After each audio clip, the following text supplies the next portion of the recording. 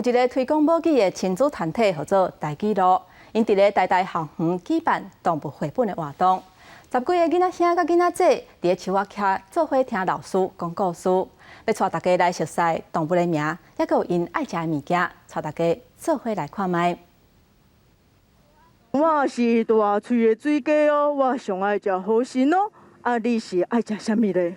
天气真好的早起，老师带10几个小朋友伫树仔骹讲故事，小解自然界当中的生物，甲因爱食的物件。这是亲子团体台语路所举办的绘本活动，小朋友真投入。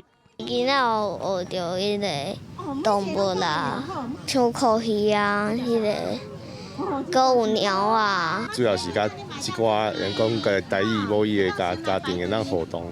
会当交流安尼，真罕你有通好有全台语的环境，啊，环境对语言是最重要的支持啦。毋是去上台语课，是用这个语言来说来生活安尼。虽然学校有咧教，毋过家长认为上重要的是互台语成做生活语言。台语路表示，囡仔盘之间用台语交朋友，透过故事当中所教的词，熟练的带袂练转的，伫佚佗当中学习，就是上好的训练。